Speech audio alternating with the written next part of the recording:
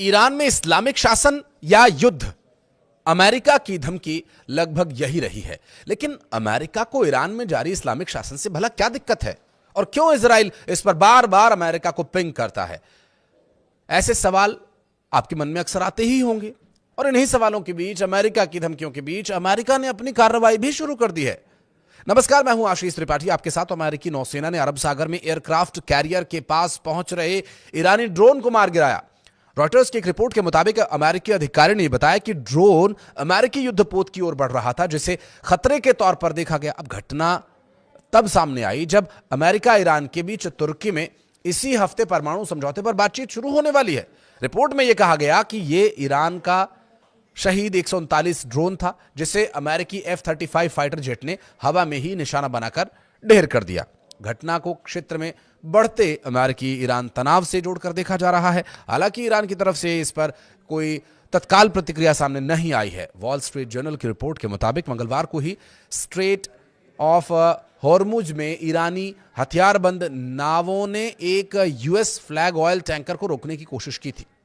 विपक्ष समर्थित एक ईरानी न्यूज एजेंसी ने अमेरिकी अधिकारियों के हवाले से बताया कि जैसे ही टैंकर इस रणनीतिक जलमार्ग में दाखिल हुआ, उस पर दबाव बनाने की कोशिश की गई।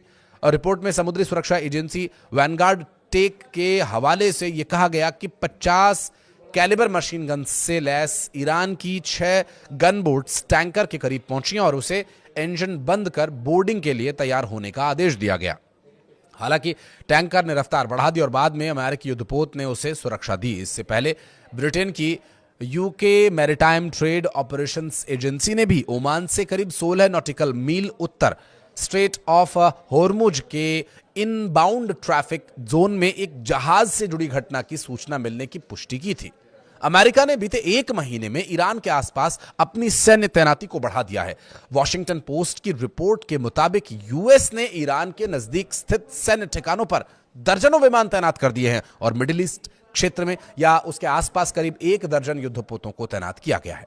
अमेरिकी रक्षा अधिकारियों, सैटेलाइट तस्वीरों और ट्रैकिंग डेटा के हवाले से कहा गया कि यह कदम आने वाले हफ्तों में ईरान पर संभावित अमेरिकी हमले की जमीन तैयार कर सकता है। अमेरिकी सेंट्रल कमांड के प्रवक्ता कैप्टन टिम हॉकिंस ने कहा कि USS Abraham Lincoln CVN-72 Iran के दक्षिणी तट से लगभग 500 मील दूर अरब सागर से गुजर रहा था। तभी एक ईरानी शाहिद 139 ड्रोन बेवजह जहाज की ओर बढ़ा। अंतर्राष्ट्रीय जल क्षेत्र में ऑपरेट कर रही अमेरिकी सेना द्वारा तनाव कम करने के उपायों के बावजूद ईरानी ड्रोन जहाज की ओर उड़ता रहा। हॉकिंस ने कहा कि करियर से लॉन्च किए गए F-35C फाइटर जेट ने जहाज और उसके चालक दल की सुरक्षा के लिए आत्मरक्षा में ड्रोन को मार गिराया। कोई भी अमेरिकी सैनिक नहीं हुआ है और न ही किसी अमेरिकी उपकरण को भी नुकसान पहुंचा है। बाद में मंगलवार को हॉर्मुज जलडमरू मध्य में ईरान के इस्लामिक रेवोल्यूशनरी गार्ड कॉर्प्स यानी IRGC की 2 बोट्स और एक मोहजर ड्रोन अमेरिकी झंडे और चालक दल वाले कमर्शियल शिप के पास गए और फिर उस पर चढ़ने की कोशिश की, उसे जब्त करने की धमकी दी। अमेरिकी सेंट्रल कमांड के प्रवक्ता कैप्टन टिम हॉकिंस ने कहा कि इस मामले में इस पूरे इलाके में तैनात एक अमेरिकी गाइडेड मिसाइल डिस्ट्रॉयर ने जवाब दिया और फिलहाल वो उस कमर्शियल शिप को एस्कॉर्ट कर रहा है। अमेरिकी सेना क्षेत्रीय साझेदारों और कमर्शियल जहाजों के पास ईरान की अनावश्यक आक्रामकता, टकराव, गलत अनुमान, क्षेत्रीय अस्थिरता के जोखिम को बढ़ाती है।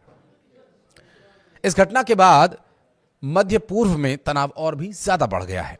बहरहाल जो सवाल हमने शुरू में किया था कि क्या इजराइल बार बार अमेरिका को इसके लिए तैयार करता है, क्योंकि इस्लामिक शासन होने की वजह से और यहाँ यहूदी देश होने की वजह से ईरान का जो निशाने पर हमेशा से इजराइल रहा है।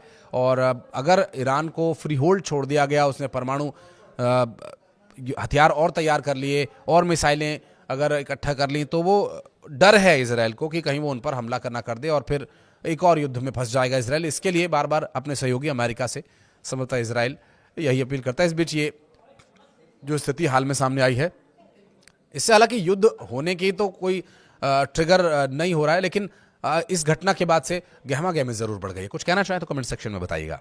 धन्यवाद।